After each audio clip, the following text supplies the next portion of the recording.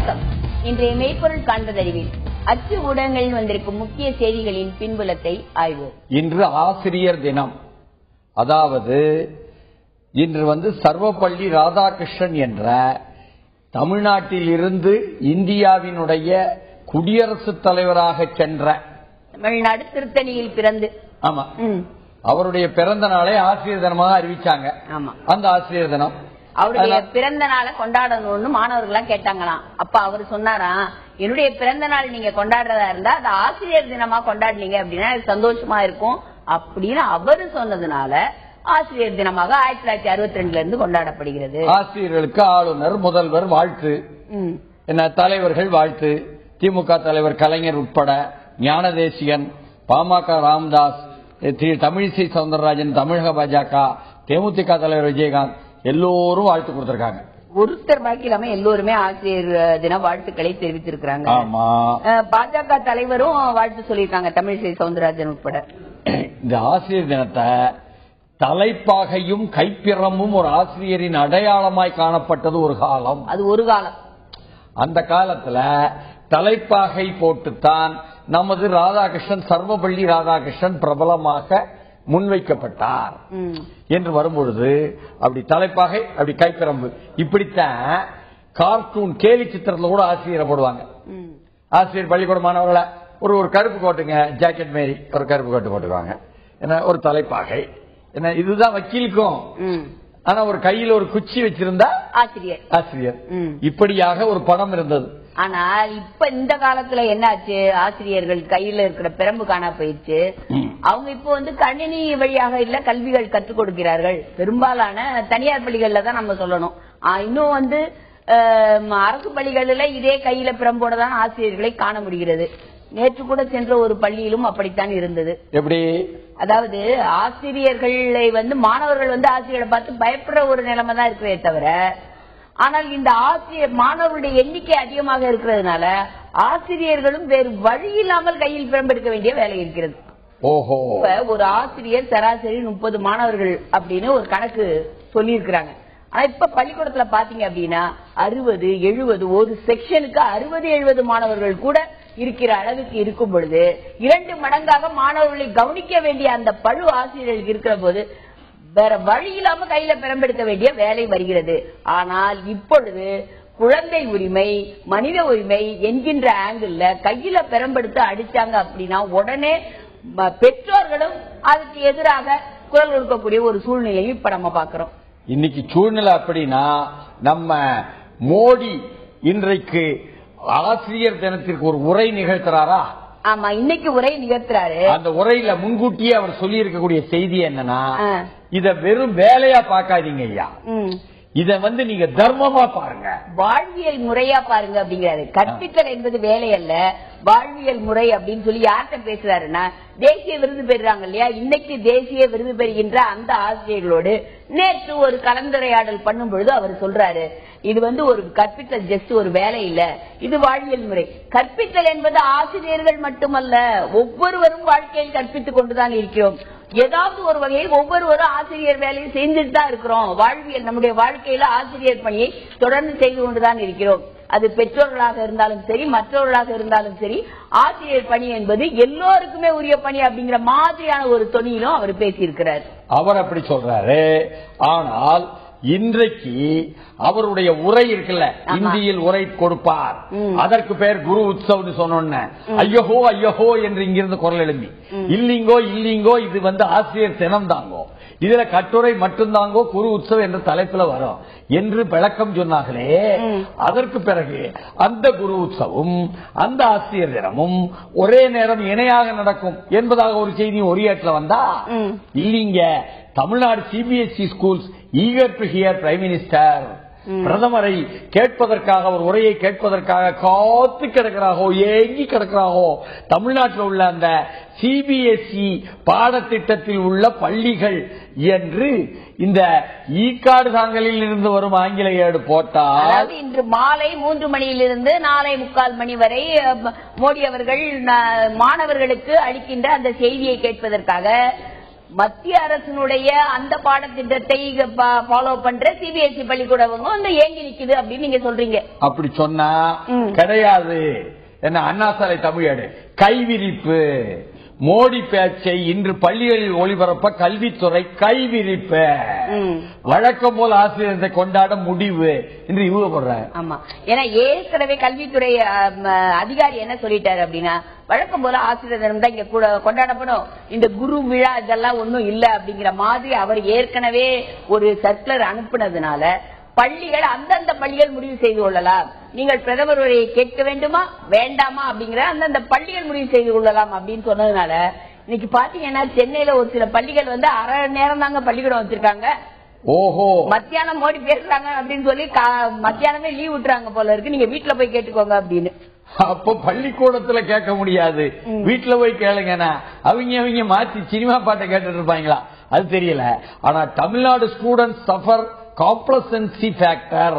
அப்பா நமக்கு எல்லா விவரமும் கிடைச்சிட்டு அறிவு கிடைச்சிட்டு என்று மாணவ மாணவிகள் எல்லாம் தமிழ்நாட்டில் உற்சாகம் அடைஞ்சு போய், ஆனா வெளியில வந்தா not many takers for IIT NITs at in Tamil Nadu என்பதாக இந்த கட்சியை இது ஈக்கானதாங்கள் ஆங்கில ஏடு போட்டிருக்குன்னு சொன்னா இந்த அளவுக்கு மாணவர்கள் தரம் குறைவாக இருக்கிறதா போட்டு அர்த்தம்.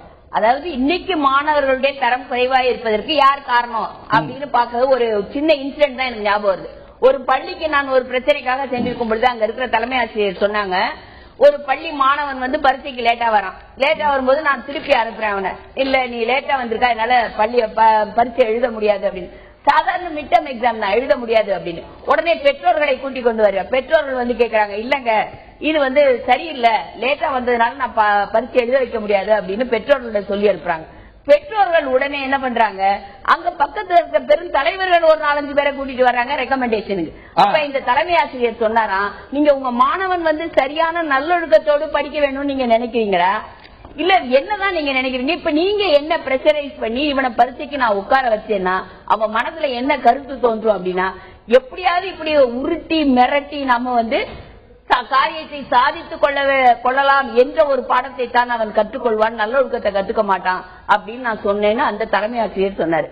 இது இப்பதான் ஞாபகம் வருது, நம்ம நிறைய போராட்டம் பண்ணிட்டு இருக்காங்க பாருங்க நம்ம ஆசிரியர்கள் தகுதி பெற்றவர்கள், அவர்களும் நாங்க வந்து தற்கொலை பண்ணிடுவோம் அப்படின்னு உருட்டி மிரட்டி இந்த நம்ம மாநில அரசிடமிருந்து சலுகைகளை எதிர்பார்க்கிறார்களே, இவர்கள் என்ன பாடத்தை கற்றுக் கொடுப்பார்கள்? எங்க நீங்க சொல்றதத்தான் ஆங்கில பெயர் கொண்ட தமிழ் ஏட்டுல ஒரு கட்டுரையா எழுதியதுல இது ஆசிரியர்களுடையதல்ல நம் தலைமுறைகளின் பிரச்சனை என்பதாக போட்டு இந்த தகுதி தேர்வு தகுதிகான் தேர்வு என்ற வெயிட்டேஜ் தேர்வு இதையெல்லாம் அவர்கள் வந்து வரிசைப்படுத்தி என்ன நீங்க வந்து என்ன சொல்லிவிட்டாருன்னு சொன்னா, ஐயா இந்த மாதிரி தற்கொலை செய்திருக்கிற ஆட்களை பார்த்தீங்கன்னு சொன்னா வெயிட்டேஜ் தேர்வு என்பதில் நாங்கள் பாதிக்கப்படுகிறோம் என்பதாக பட்டதாரி ஆசிரியர் போராடும் பொழுது ஜெகதீசன் அரசு ஆசிரியர் தேர்வு முறையை கண்டித்து விஷம் குடித்து தற்கொலைக்கு முயன்ற சென்னை கபிலன்,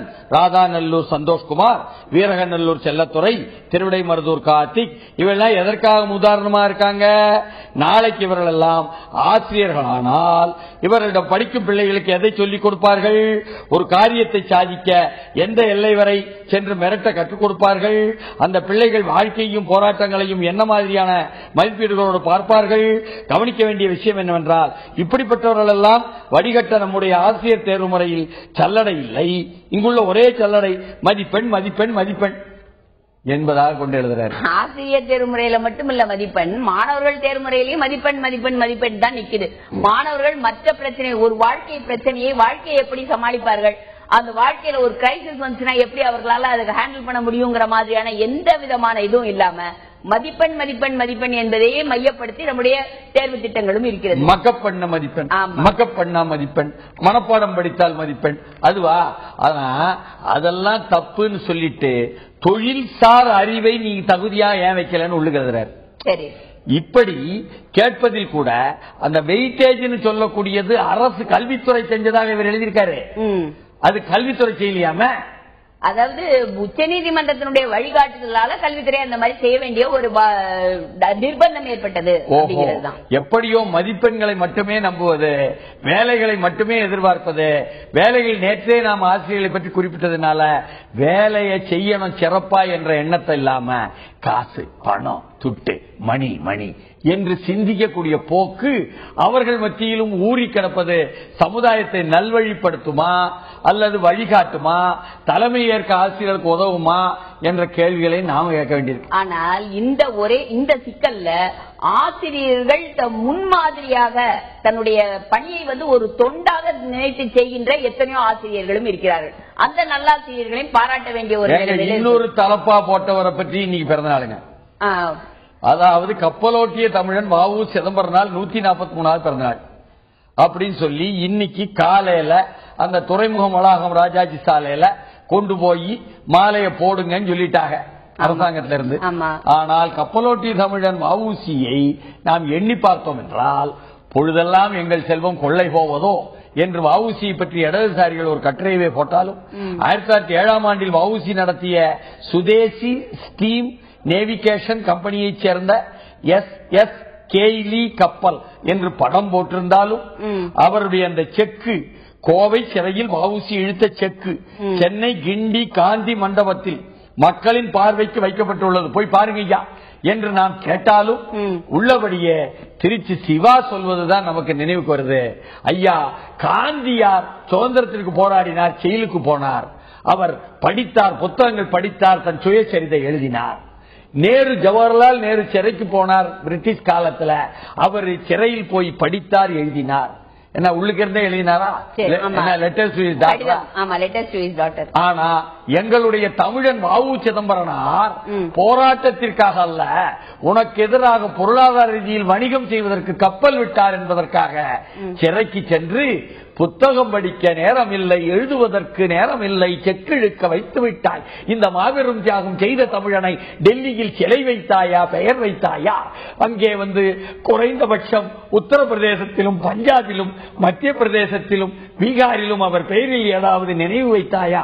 காந்தியாருடைய நேருவின் மனைவி கமலா நேருவினுடைய காந்தியார் மனைவி கஸ்தூரிபாயினுடைய பெயரை எல்லா மருத்துவக் கல்லூரிகளுக்கும் மட்டுமல்லாமல், சென்னை மட்டுமல்லாமல், இந்தியாவிற்கும் மட்டுமல்லாமல், தமிழ்நாடு எங்கும் மதுரை வரை கொண்டு வந்து கமலா நேரு தெரு வைக்கிற அளவுக்கு வச்சிருக்கீங்களே என்று கேட்டாரே. இதுதான் தமிழின் நிலைமையா? அதுதான் வ.உ.சியினுடைய மகன் என்ன சொல்றாருன்னா, வருமானத்தை நாட்டிற்காக செலவழித்தவர் என் தந்தை அப்படின்னு வ.உ.சியினுடைய மகன் பாலேஸ்வரன் உருக்கமாக தெரிவித்தது. இந்த நம்மளுடைய அண்ணா சாலை தமிழ் எடுத்து போட்டிருக்கு, ஒரு இன்டர்வியூ எடுத்து போட்டிருக்கு அவரோட. அட்லீஸ்ட் இந்த ஊடகமாவது அவரை ஞாபகத்தில் வைத்துக் கொண்டு எடுத்து போட்டதை நம்ம கட்டாயமாக பாராட்டணும். தமிழ் பதிப்பக உலகமே வ.உ.சியை மறந்து விட்டது அப்படின்னு எடுத்து போட்டிருக்கிறாங்க. அதனால ஒரு சிறிய இடைவேளை.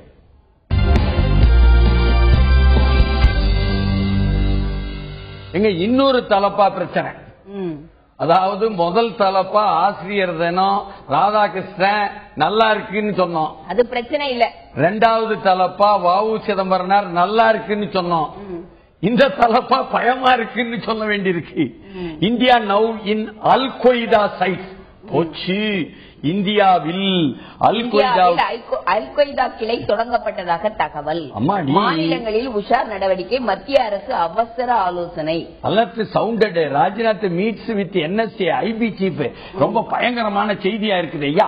Indians may reject Al Qaeda but Lashkar Toiba connection troubling say experts Al Qaeda threat state police units to check recruits என்று Uttar Pradesh sounds alert, India alert after Al Qaeda thread.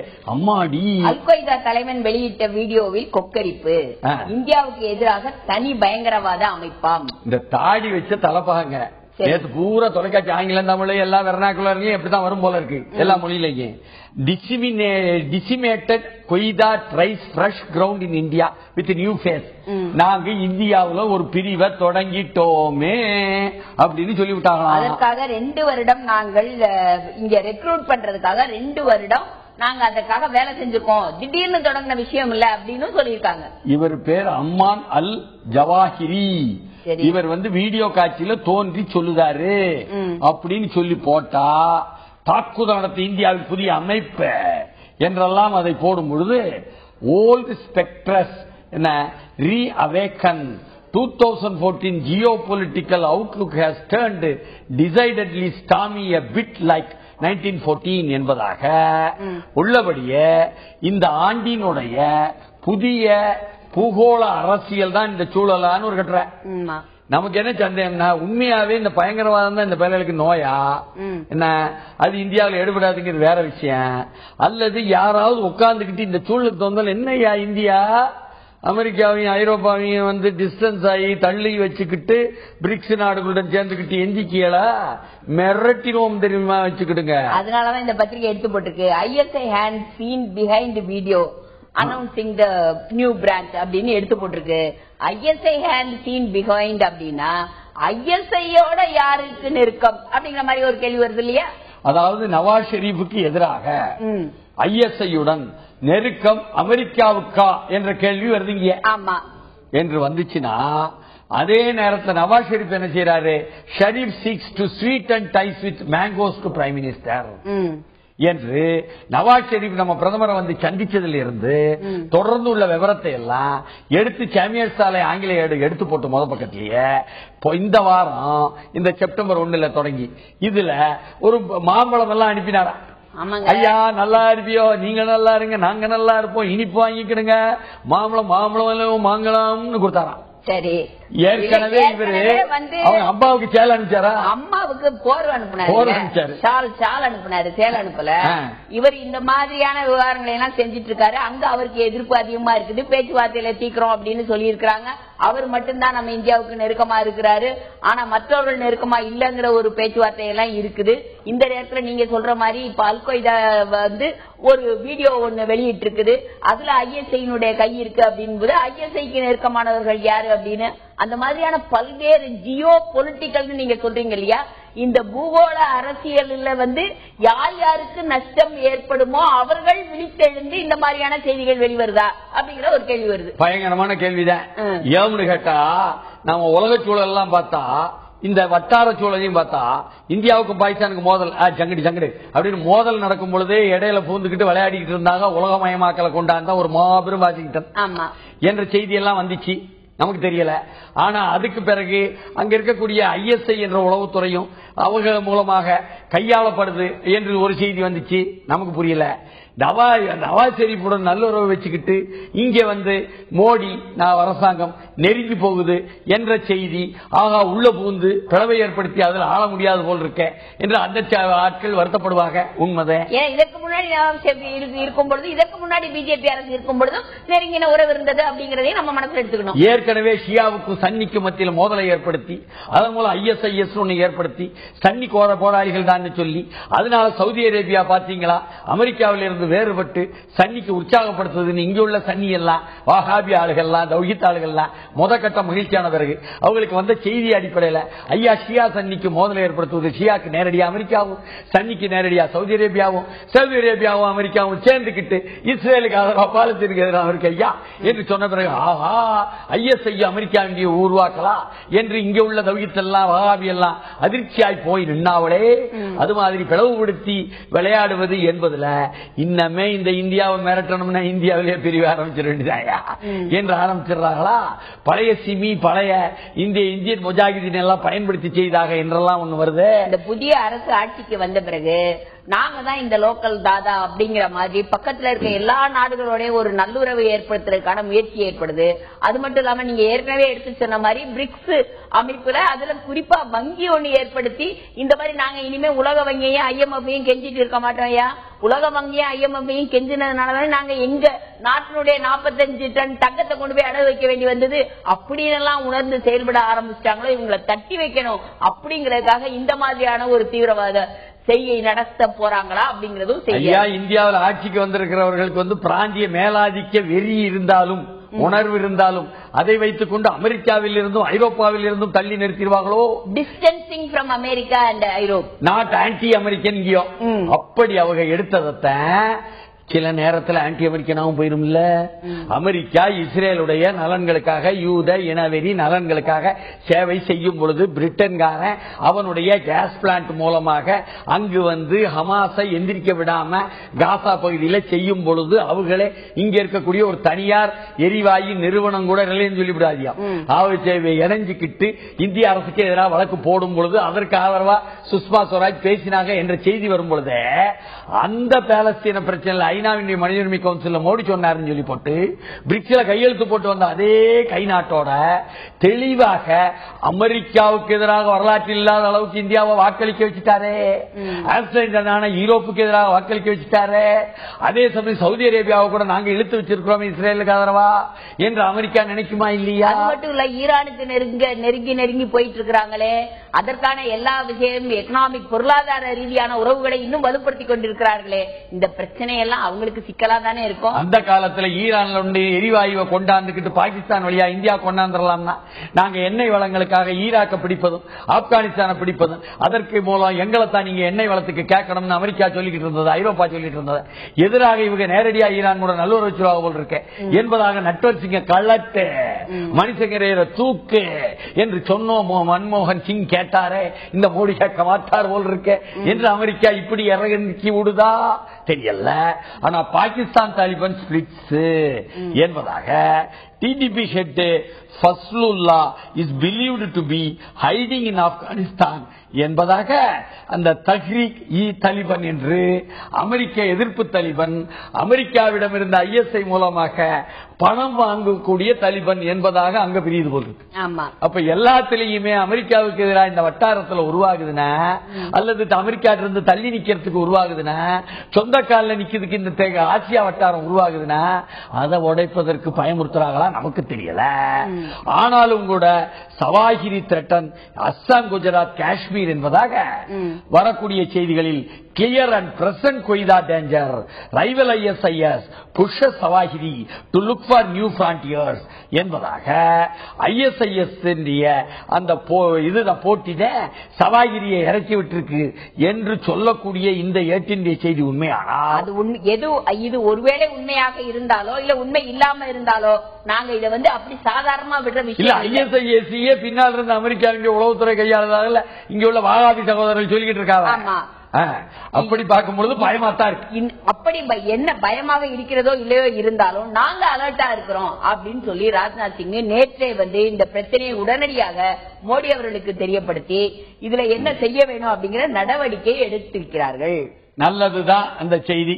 அதனாலதான் வந்து தமிழ்நாட்டுல கூட நம்ம சென்னையில கூட பாத்தீங்கன்னா ரோட்ல எல்லாம் தடைகள் அதிகமாயிருச்சு போல இருக்குதே. ஓஹோ, அப்படி சொன்னீங்கன்னு சொன்னா இங்க நம்ம ஊருக்குள்ள உள்ள வில்லங்கம் பெரிய வில்லங்கம் அல்ல நேத்தாயிருக்குது. உள்ளாட்சி தேர்தல் வருதுங்க. அவசரமா உள்ளாட்சி தேர்தலை நீங்க ஆளுங்கட்சி மட்டும் தயாரா இருக்கும் பொழுது சில இடங்கள்ல உள்ள அந்த இடைத்தேர்தலை அறிவிச்சிட்டு அப்படி அறிவிச்சதுனால எங்களுக்கு எந்த ஒரு பலனும் இல்ல, நாங்க தயாராகி நிக்கவே முடியாது தேர்தல்ல. அதனால நாங்க ஆளுங்கட்சியும் தேர்தல் ஆணையமும் இணைந்து இந்த கூட்டு சதி செய்து ஆளுங்கட்சிக்கு சாதகமாக தேர்தல் தேதியை அறிவிச்சு அவர்கள் மட்டுமே தயாராக இருக்கக்கூடிய ஒரு போட்டியை அது இது எப்படின்னா ஒரு ஓட்டப்பந்தயம் நடக்குது அப்படின்னா ஓட்டப்பந்தயத்துல ஏற்கனவே 500 மீட்டர் ஓடி போய் நிக்கிறவங்களோட பின்னாடி 500 மீட்டருக்கு பின்னாடி இருக்கிறவங்கள ஓடுங்கயா அப்படின்னு சொல்ற மாதிரியான ஒரு தேர்தலை நடத்துறீங்களே அப்படின்னு பெரும்பாலான கட்சிகள் நாங்க இல்லையா இந்த விளையாட்டுக்கு அப்படின்னு வித்ரா பண்ணிட்டு இருக்கிற இந்த நேரத்துல சரி அப்படியே இந்த பிரச்சனை ஒரு சிலர் துணிஞ்சு இல்ல நாங்க போட்டி போட்டு நிச்சயமா காட்டுவோம் உங்களுக்கு சமமா நாங்களும் இருக்கோம் அப்படின்னு போட்டி போட வந்தா தாக்கல் பண்ண கூட விட மாட்டேங்கிறாங்களாமே. மனு தாக்கல் பண்ண சொல்லிய. ஆமா, அப்ப வில்லங்கம் பெருசா இருப்பதுனால விவரமா பாப்போம் ஒரு இடைவேளைக்கு பிறகு.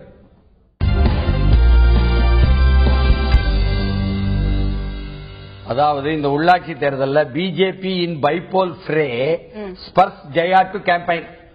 அதாவது பாஜக இறங்குகிறது. பாஜக தமிழ்நாட்டில் பெரிய கட்சி இறங்குகிறது என்பதுதான் செல்வி ஜெயலலிதாவை நாங்கள் பரப்புரை செய்வதற்கு இறக்கி விட்டதுன்னு இந்த ஏடு எழுதுறாவோ சாமியா சாலை. அதேதாங்க அண்ணா சாலை தமிழ் ஏடு எடுத்து போட்டிருக்கு. பாஜகவை கண்டு அதிமுகவுக்கு கிளி சொல்கிறார் தமிழ் செய்தி. ADMK versus BJP for 3 mayoral post. என்று இவங்க சொன்னா டைரக்டா நம்ம கேட்பதெல்லாம் உண்மைதான். இப்ப 12ஆம் தேதியிலிருந்து 15ஆம் தேதி வரை என்ன பெரிய அளவுக்கு இறங்குவதற்காக முதலமைச்சர் இறங்கி பரப்புரை செய்ய போறாங்க. உண்மைதான். தூத்துக்குடியிலையும் நிறுத்தி போட்டாக, என்ன புவனேஸ்வரின்னு திருநெல்வேலியும் நிறுத்தி போட்டாங்க, கோயம்புத்தூர் நிறுத்தி போட்டாங்க. 3 இடத்தையும் 12, 14, 15 போறாங்க. அது ரெண்டுமே பெண்கள் இடஒதுக்கீடு தொகுதியினால பெண்கள் நிறுத்தி இருக்கிறாங்க. 2 கட்சி பாஜகவும் கூட்டணி கட்சிகள் புறக்கணித்தாலும் பரவாயில்லைன்னு அவங்க நிக்கேன்னு சொல்லி போட்டு அவங்களும் வெள்ளையம்மாளையும் அங்க விஜயலட்சுமி இப்படி எல்லாம் நிப்பாட்டி இருக்காங்க. அவங்களும் இறங்குறாங்க. மதிமுக ஆதரவு, தேமுதிக ஆதரவுன்னு வச்சுக்கிடுங்க. மதிமுக தேமுதிக டைரக்ட் ஆதரவுங்க.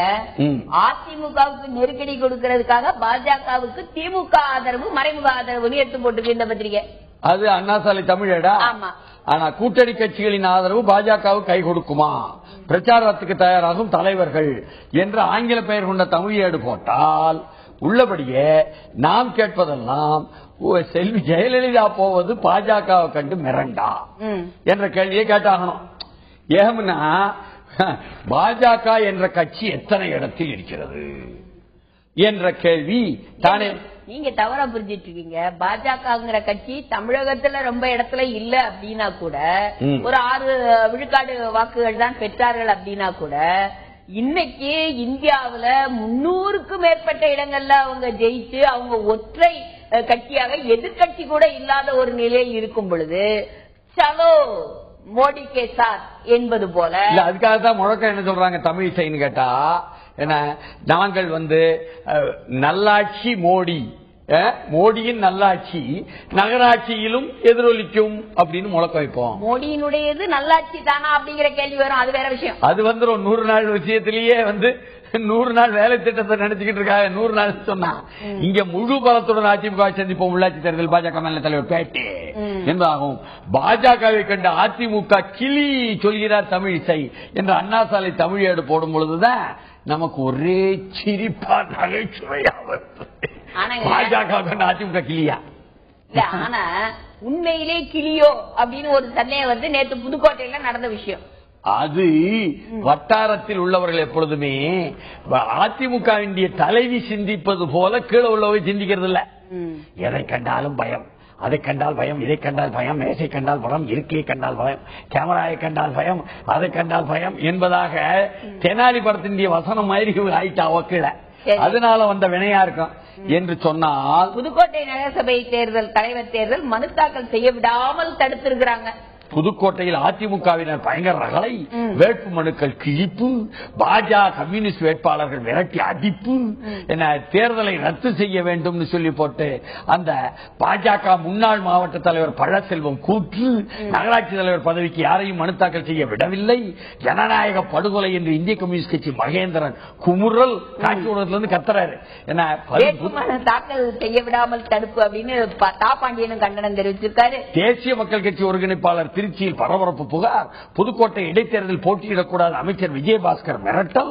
இதையெல்லாம் கச்சேரி சாலை நாளேடு போட்டு கிழிச்சா, வெளியில இருந்து ஆளை கூட்டிட்டு வந்து வெள்ளையும் சொல்லையுமா இருந்தாங்களா, ஜீன்ஸ் பேண்ட் போட்டு இருந்தாங்களா, ஒரு 200 பேர் வரிசையில நின்று இருந்தாங்க அப்படிங்கிறாங்க. அதாவது தினத்தந்தியில போட்ட மனு தாக்கல் செய்ய விடாமல் தடுத்ததாக பாஜக இந்திய கம்யூனிஸ்ட் கட்சி மறியல் இருக்க, சாலை மறியலுக்கு ஏன் போகிற அளவுக்கு நிலைமை வந்துச்சுன்னு சொன்னா, நேத்து புதுக்கோட்டை நகரசபை தலைவருக்கான இடைத்தேர்தலுங்க. சரி, அப்ப நகராட்சி தலைவரா வந்துருவாரா, நாங்க எதிர்ப்பே இல்லாம வந்துவிட்டோம் என்று காட்டுறதுக்காக நினைச்சாங்களா, அதன் மூலம் மேல தலைமையிட்ட நல்ல பெயர் வாங்கணும்னு நினைச்சாங்களா? இவங்க எப்படியும் எதிர்த்து இந்திய கம்யூனிஸ்ட் கட்சி போட்டு போட்டாலும், பாஜக போட்டி போட்டாலும், இந்திய கம்யூனிஸ்ட் கட்சி முழுக்க முழுக்க பாஜக வந்துவிடக் கூடாது என்பதற்காக அவர்களை மதவெறி சக்தி என்று பரப்புரை செய்து கொண்டிருப்பதும், அதனால் நீங்கள் முஸ்லிம்கள் கிறிஸ்தவர்களை பாருங்கள் என்று கேட்டுக் கொண்டிருப்பதும், திமுகவில் உள்ள தொண்டர்கள் உட்பட ஆஹா என்று அதை நோக்கி செவி மடுப்பதும், பாஜகவை பொறுத்தவரை அவர்கள் நாங்கள் நல்லாட்சி வந்துவிட்டால் நல்லது என்று பேசும்பொழுது அவர்களும் கூட கம்யூனிஸ்டுகளை தாக்கி பேச வேண்டிய நிலைமையும் வந்தால், தானே அதிமுக தானே அதிக வாக்கில் வெற்றி பெறும். அப்ப அந்த முஸ்லீம் கிறிஸ்தவர்களும் ஐயா வெற்றி பெற வேட்பாளருக்கு போட்டுருவோம், பாஜக வந்துடக்கூடாதுன்னு நினைப்பாவோ. இதை புரியாம அங்க இருக்கக்கூடிய அமைச்சர் செஞ்சாரா நமக்கு தெரியல, இப்படி செஞ்சுவிட்டா நல்ல பேர் நினைச்சா கெட்ட பேரியா தலைமைக்கு கெட்ட பேரியான்னு ஆயிரம். அதுல ஒரு ஜாதி சிக்கல் கூட இருக்குது. அது ஏற்பட்ட வில்லங்கத்துல அது திண்டுக்கல்ல.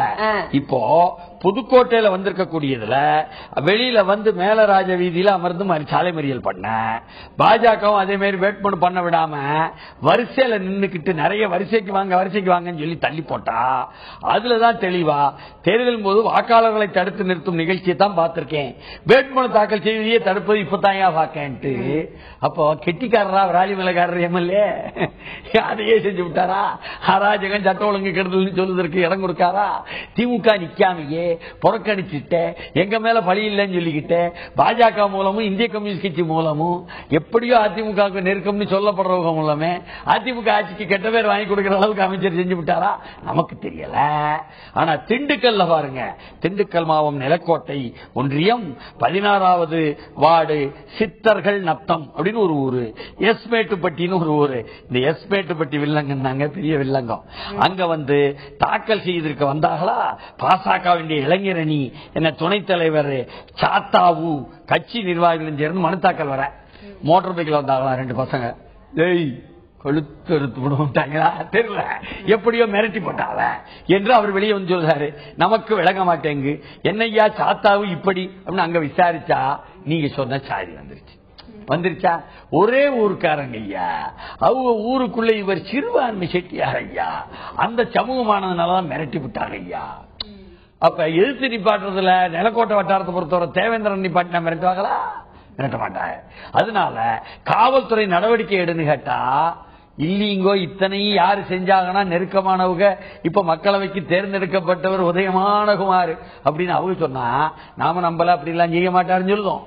ஆனா அவங்க என்ன சொல்லுதாவ என்ன இல்லையா பாஜக பக்கம் திமுக பக்கம் எல்லாம் உள்ளூர்ல நத்தம் விஸ்வநாதன் அமைச்சரு அவர் மச்சினம் பாருங்க என்ன கண்ண அக்காவை தான் கட்டி இருந்தாலும் அவ மகளை வந்து கட்டி கொடுத்தாலும் மச்சான மாப்பிள்ளையுமானவர் அவர் செல்வாக்குள்ளவர். அவற்றெல்லாம் கேட்டுத்தானே வந்தார் ஐயா மக்களவைக்கு. இவரு வந்த பிறகு மிஸ்டர் விஸ்வநாதன் மிஸ்டர் கண்ணன் கூப்பிடுறாரு ஐயா என்றெல்லாம் அவ கேட்காவ. ஆனாலும் திமுக பக்கம் என்ன சொல்லுதாவ, எங்கால ஐபெரியசாமி முன்னாள் அமைச்சர் அவர் வந்து பாருங்க ஐயா ஒரு மாதம் முன்னால ஒரு மேடை போட்டு பேசும்பொழுது எதுக்கியா ஸ்பீக்கர்லாம் வச்சிருக்காவோ அப்படின்னு போலீஸ்காரரை விமர்சிச்சாரு. ஒரு மாதம் கழிச்சு நேற்று ஒரு எஃப்ஐஆர் போட்டு 179 214 எஃப்ஐஆர் போட்டிருக்காங்க ஐயா. அவனா இந்த பாருங்க மக்களவை உறுப்பினர் மேல போட மாட்டேங்காங்க ஐயா இப்படி எல்லாம் செஞ்சு மிரட்டினாலும் என்று அவங்க வந்து எரியற நெருப்புல எண்ணெயை ஊத்துறா போல. அப்ப பாஜகவுக்கு இப்படித்தான் திமுக ஆதரவா என்பத பிரச்சனையும் கேட்டா அதனாலதான் திமுக பாஜக சேர்ந்து 2016க்குள்ள முஸ்தீஃபா என்று நமக்கு புரியல.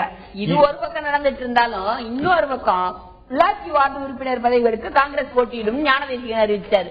ஏங்க நேத்தே நம்ம எடுத்து வச்சு சொல்லுதா இருந்தோம் ஐயா ஞானதேசி அவர்களே மேலேந்து வருதுன்னு சொல்லிவிட்டு நீங்க வந்து நாங்க நிக்க மாட்டோம்னு சொல்லாதீங்க ஐயா.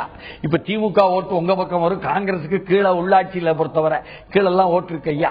எம்பி எம்எல்ஏ விஷயம் வேற ஐயா, கீழே பாருங்க ஐயா என்று நாம சொல்லுதா இருந்தோம். தென் மாவட்டங்கள் குறிப்பா கீழே காங்கிரஸ் நல்லாவே இருக்கு ஐயா, அதனுடைய வாக்காளர்கள் எண்ணிக்கை இருக்கு ஐயா, அது நல்ல போட்டி போடும் ஐயா, ஒரு மரியாதை கிடைக்கும் ஐயான்னு சொல்லுதா இருந்தோம்.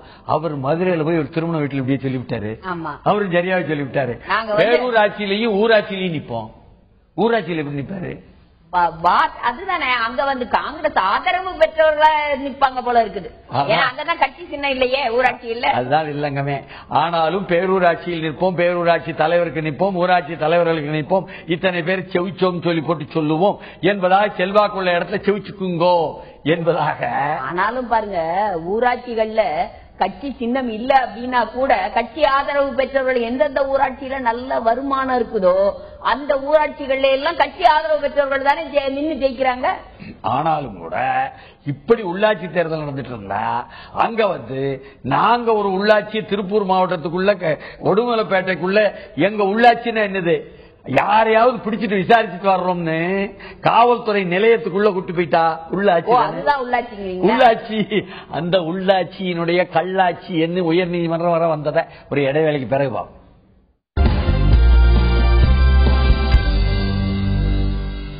அதாவது அண்ணா சாலை ஆங்கிலேயத்தில் court directs police to produce custodial violence victim என்பதாக உயர்நீதிமன்றத்திற்கு வந்த நம்ம ராமசுப்பிரமணிய நீதியரசர் எப்பொழுதுமே இலக்கிய கூட்டங்களுக்கு போனாலும் தமிழ் ஆய்வு கூட்டங்களுக்கு வந்து தமிழுக்கு ஆதரவாகினாலும் உள்ள நீதிமன்றத்தில் உட்கார்ந்து சொன்னாலும் நல்லதெல்லாம் கொடுக்காரு ஐயா சொல்லுதாருன்னு எல்லாரும் பாராட்டக்கூடியவர். முந்தானேத்து வந்து நேத்து காலை ஏட்டிலேயே வந்துச்சு என்னண்டா என்ன உத்தரவு போட்டு விட்டாரு.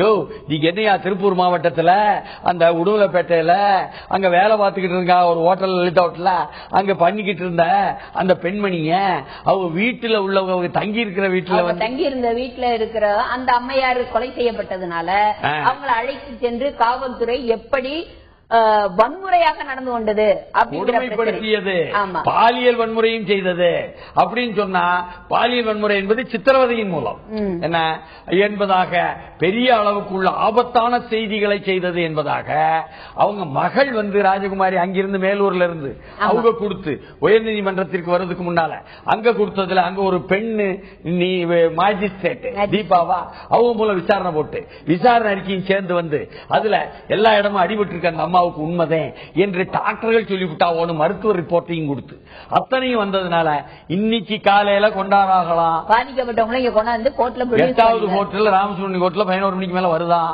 என்று சொன்னால் இது வந்து இதுதான் ஆழமாக உடனடியாக 2 வாரத்தில் ஒரு நடவடிக்கையை நீதிமன்றம் எடுத்திருக்கக்கூடிய காவல்துறை வன்கொடுமை வன்முறையை பற்றிய ஒரு செய்தி.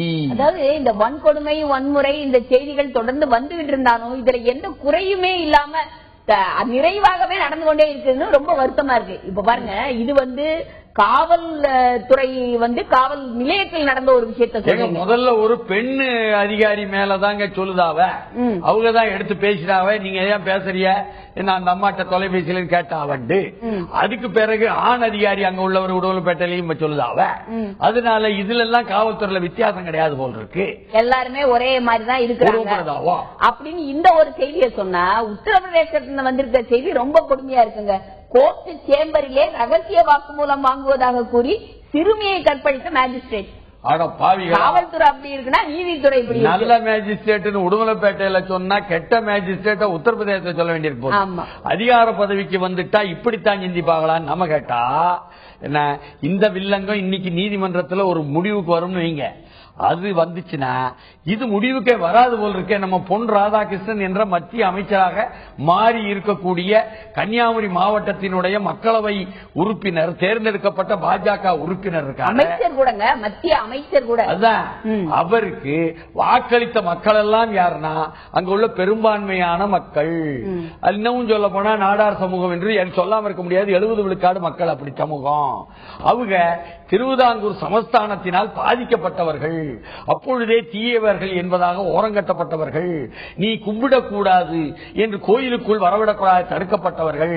அதே தான் 250 ஆண்டுகளுக்கு முன்னால் வைகுண்டதாசருடைய வரலாற்றிலேயே நீ வந்து இடுப்புல கட்டுடா தலப்பையன் தலப்பாக சொன்னா அந்த துண்டை எடுத்து தலையில கட்டுடா தலப்பாகையாக, நீ வந்து துருநீர் கொடுக்க மாட்டேன் தள்ளி நின்று போடுதுன்னு சொன்னா நான் மாவை எடுத்து திருநீரா போடுதேன் பாரு இந்தா என்று போட்டுக்கிட்டு நீ கோயிலுக்குள்ள வரக்கூடாதுன்னு சொன்னா ஏன் பதியை உருவாக்குறேன் ஐயா வழி உருவான வரலாறு.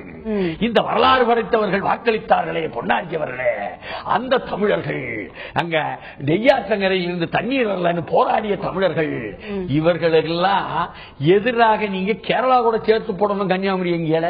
ஆமா, குமரி மாவட்டத்தை கேரளத்துடன் இணைக்க போராடுவோம்னு வேற சொல்லிட்டாருங்க. ஏற்கனவே இவர் வந்து திருவனந்தபுரத்துல பேசுனது ஏதோ தவறா பேசிட்டாரு போல இருக்கு, தவறா செய்திகள் வந்தது, செய்திகள் தான் தவறா சொன்னாங்க அப்படின்னு நினைச்சிட்டு இருந்தா, நேற்று சிவகாசியில நடைபெற்ற ஒரு திருமண விழாவில் மிக தெளிவாக இந்துக்கள் ஒன்றுபட்டு சிறுபான்மையுடன் சேர்ந்திருந்தால் கன்னியாகுமரி மாவட்டம் கேரளத்தில் இருந்திருக்கும், திருப்பதியும் இங்க தமிழ்நாட்டோடு இருந்திருக்கும் அப்படின்னு சொல்லிட்டு கன்னியாகுமரி மாவட்டத்தை கேரளத்துடன் இணைக்க நாங்கள் முன்னின்று போராடுவோம்னு வேற சொல்லிட்டாருங்க. ஐயா எழுத்தாளர் சு சமுத்திரம் எழுதினார் ஐயா. அதாவது தோல்சேலை போராட்டம் என்று 250 ஆண்டுகளுக்கு முன்னால் தோல்சேலை கட்டக்கூடாது என்று ஒரு சமூகத்தை எங்களை எல்லாம் ஒடுக்கினாயே, நான் பழையேறும் உழைப்பாளி இந்திய மகன் என்பதாக பெருமையாக சொல்லி அவர் எழுதினார் ஐயா. அதை எதிர்த்த போராட்டம் நடத்தித்தான் ஐயா தோல்சேலை கட்ட முடிஞ்சிச்சு பெண்கள். இந்த வரலாற்றை எல்லாம் மறந்து பாரம்பரியத்தை மறந்து பொன்னாரிச்சு பேசலாம் ஐயா என்ற கேள்வியை நாம கேட்டா, இதே மாதிரிதான் அமைச்சருடன் மோதியதால் சகாயம் இடமாற்றம் கோஆப்டெக்ஸ் ஊழியர்கள் அதிர்ச்சி என்று அண்ணா சாலை தமிழ் போட்டிருக்காங்களே. ஆமா, கோகுலேந்திராவை போட்டு மாட்டிட்டாங்க. கோகுலேந்திராவை போட்டு மாட்டிட்டாங்கன்னு இல்லங்க, சகாயம் அவர்கள் எங்கு சென்றாலும் நியாயமாக செயல்பட்டு, அது எந்த மாவட்டமாக இருந்தாலும் என்ன பதவி அவர்களுக்கு கொடுத்தாலும் அந்த பதவியில் நியாயமாக செயல்பட்டு நியாயத்துக்காக நிற்பவர் அப்படின்னு பெயர் பெற்ற இந்த சகாயம் கோஆப்டெக்ஸ் நஷ்டத்துல போயிட்டு இருந்த கோஆப்டெக்ஸ் இவர் 2012 பொறுப்பெடுத்துட்ட பிறகு முதல் ஆண்டு 2 கோடி லாபமும் 2ஆம் ஆண்டு 14 கோடி லாபமும் பெற்று அந்த 14 கோடியில 1 கோடியை நெசவு தொழிலாளர்களுக்கு ஊக்கத்தொகையாக கொடுத்து எல்லோரிடம் நல்ல பெயர் பெற்று வேட்டிக்காக போராடி வேட்டி தினம் கொண்டாட சொல்லி, புடவை தினம், சுடிதார் தினம், தாவணி தினம் கொண்டாட சொல்லி எப்படி எல்லாமோ அந்த கைத்தறி துணிக்காக முக்கியத்துவம் கொடுத்து நெசவாளிகளுடைய வாழ்க்கைக்காக அவர் போராடி உண்மையிலே நல்ல பெயர் பெற்ற அந்த சகாயத்தை, அதாவது நீங்க அமைச்சர் என்னதான் அவருக்கு இசைவ வரலன்னு நினைச்சு அதிகாரியை நினைச்சாலும் அத முதலமைச்சர்கிட்ட கொண்டு போய் புகார் கொடுத்தாலும் அவங்க என்ன பண்ணிட்டாங்க, அபூர்வா வந்த இடத்துல கராரான பேர் வழி அபூர்வா போட்டாங்க. சகாயத்தை மிஞ்சக்கூடிய ஒரு கராரான பேர் வழி அங்க போட்டிருக்காங்க. இது நிச்சயமாக போங்க இந்திராவுக்கு தலையில ஒரு குட்டு தான். நமக்கு நினைவுக்கு வருவதெல்லாம் திமுக தலைவர் கலைஞர் அவர்கள் முதலமைச்சராக இருக்கும் பொழுது சகாயம் டிஆர்ஓ காஞ்சிபுரத்தில் இருந்ததும், அப்பொழுது சகாயம் அங்கே இருக்கக்கூடிய பெப்சி கோலாக்காரங்க சரியா வந்து அனுமதி பெறாம பூச்சி மருந்தெல்லாம் கொண்டாந்து அப்படியெல்லாம் நீ குளிர்பானத்தை உருவாக்குறேன்னு மாமண்டூர்ல அதை மூடி வச்சு ஒரு வாரம் ஆய்வு செய்தார் என்பதற்காக அவங்க நிர்பந்தத்தில் தூக்கி அடிச்சாரே. அதற்கு எதிராக அங்கே போராடியவர்கள் எல்லாம் ஒன்று சேர்ந்த மக்கள் மன்றம் என்று ஒன்றை உருவாக்கி சகாயத்திற்காக தொடர்ந்து மீண்டும் கொண்டு வந்து போராடினாங்களே.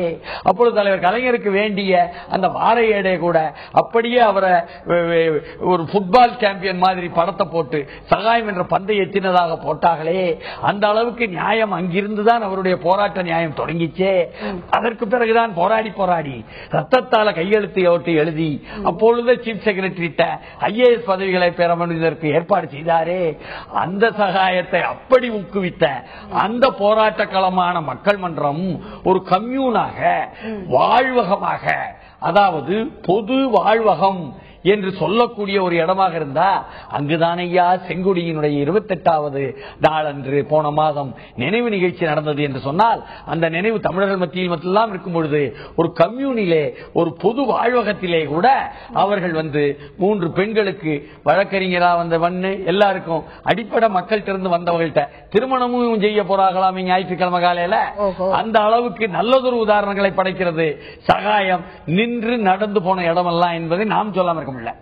ஆனா தலைவர் கலைஞர் சொல்றாரு, திமுகவில் பகைவர்கள் உள்ளே புக நினைத்தால் கூழாகி விடுவார்கள் கருணாநிதி அறிக்கை அப்படின்னு சொல்லிட்டு கட்சி தேர்தலை நேர்மையாக நடக்க ஒத்துழைப்பு தர வேண்டும் அப்படின்னு திமுகவினருக்கு கருணாநிதி வேண்டுகோள் விடுத்தார். அழக பொறுப்புக்கு போட்டியிட்டு வெற்றி பெறுபவர்களும் வெற்றி வாய்ப்பை இழப்பவர்களும் என்றைக்கும் என் உடம்பிறப்புகள் தான். அடிச்சாடி நீ தோத்து போலாம்யா என்ன, ஆனால் நீ ஜெயிக்கலாம் ஐயா. இந்த முறை வெற்றி பெறலாம், அடுத்த முறை இல்லாம போலாம் ஐயா, ஆனால் அப்படி பார்க்காதீங்க ஐயா என்பதால் தலைவர் கலைஞர் ஒரு உடன்பிறப்புக்கு கடிதம் எழுதி, திராவிட முன்னேற்ற கழகம் ஒரு அரசியல் கட்சி மட்டுமல்ல, இது ஒரு சமுதாய சீர்திருத்த இயக்கம். இதில் ஈடுபடுகின்ற அத்தனை பேரும் யார் யார் எந்தெந்த இடத்தில் இப்போது இருப்பது என்பதல்ல, யார் யார் எந்தெந்த தேர்தல் பொறுப்புகளை ஏற்றுக்கொள்வது என்பது முக்கியமல்ல. இப்போ ஒவ்வொருவரும் ஒவ்வொரு பொறுப்பை ஏற்றிருப்பது இந்த இயக்கத்திலே அமைந்திருக்கின்ற போர்ப்பாசறை ஒன்றாகும். இதுவே பகைவர்களின் உள்ளே புக நினைத்தால் அவர்கள் எங்கள் நெருக்கத்தின் இடையில் சிக்கி கூழாகி போவார்கள். தலைவர் கலைஞர் அவர்களே, தலைவர் அவருக்கும் தளபதி அவருக்கும் தானே போட்டின்னு சொல்லுதாவோ, இந்த நெருக்கத்தில் யார் சிக்கி வாகன்னு தெரியலையே. இந்த நெருக்கத்தில் யாரும் சிக்கி கூழாக போறாங்க அப்படிங்கிற கேள்வி தமிழ்நாட்டிலேயே தேர்தல் என்று சொன்னா திமுக கழகத்துக்குள்ளுக்கு தலைநகர் தான் ஏன் முக்கியமா கவனிப்பாவ. தலைநகர் என்று சொன்னா தென் சென்னையை கவனிப்பாவ. இப்பொழுது வந்து சென்னையிலேயே 4 பகுதியா மாற்றி சென்னை மேற்குன்னு சொல்ற பகுதி தான் இந்த தென் சென்னை. அதுலதான் ஜே அன்பழகன் இருக்காருன்னா தளபதியால் இப்ப ஏற்பாடு இல்ல, நெருக்கம் இல்ல, தலைவருக்கு தான் நெருக்கம் இல்லையா. கூக்கா செல்வத்தை தான் அங்க வந்து மாவட்டமா கொண்டாட பாக்காரு தளபதி என்பதா சொல்லுதாக. நீங்க பகுதிகளை போடுக சொல்லிட்டாங்க. பகுதிகளை போடும் பொழுது முக்கியமான இடமா ஒவ்வொரு இடத்துலயும் ஜே அன்பழகன் ஆளு, அந்த அவரு இவருக்கு எதிராக சரி அங்க யாரு சேப்பாக்கம் பகுதியில காமராஜ் அவ ஆளு, இவ ஆளு வந்து செல்வம் வருவாரு, துறை நிப்பாரு, இப்படிலாம் சொன்னாங்கன்னா மயிலாப்பூர்ல யார நிப்பாக, அந்த பக்கம் வேலை நிப்பாரு, அந்த பக்கம் இந்த பக்கம் யாரு நிப்பாக என்றெல்லாம் வில்லங்கம் வரும் பொழுது அதுலயும் கூட மணிமாற எம்.கே. பாலம் வகையரா ஐயா கிராமணி சமூகத்திலிருந்து வந்தவரை போட்டா தானே ஐயா சரி, அவர் அதுதானே நீங்களும் போட்டிருக்கீங்க, அவங்க வேலை செய்த இவங்க சொல்லுதாக என்று சொல்லும் போது தேர்ந்தெடுக்கும் என் கூக்கா செல்வம் திணறாங்க என்று சொல்லும் பொழுதுதான் நம்ம தலைவர் அவர்களே, தலைவருக்கா அல்லது தளபதிக்கா என்ற விஷயமும் இருக்கையா என்ற விஷயத்தை தளபதிக்கே இடையில மாற்றவங்க தான் கூட போவாங்க அப்படிங்கிற மாதிரி நினைக்கிற மாதிரி இருக்கு என்று சொல்லும் பொழுதுதான் court writes to SC for more time in Jaya income tax என்பதும் அழகிரி எடுத்து ரிட்டர்ன் டெம்பிள் லேண்ட் என்பதும் செப்டம்பர் 15 விசாரணை தள்ளி வைப்பு வருமான வரி வழக்கில் சொல்லுவதும் என்பதெல்லாம் நமக்கு என்ன கேட்குதுன்னா, யாரோ பெரிய ஆளுகள் எல்லாம் பிரமுகர்கள், அது எழும்பூர் கோர்ட்டானாலும் சரி, அழகிரிக்கு மதுரை கோர்ட்டானாலும் சரி, எதுவுமே அவங்க நாங்க வாபஸ் வாங்கிக்கிடுதோம், செஞ்சதுக்கெல்லாம் அபராதம் கட்டிவிடுதோம், நாங்க நிலம் ஆக்கிரமிச்சதை திருப்பி கொடுப்போம் சொன்னா சரிங்குதாங்களா? அப்ப ஏழை எளியவர்களுக்கு என்ன என்ற கேள்வியினால் நாளை திங்கட்கிழமை மெய்ப்பொருள் காண்பர்கள் சந்திப்போம். நன்றி.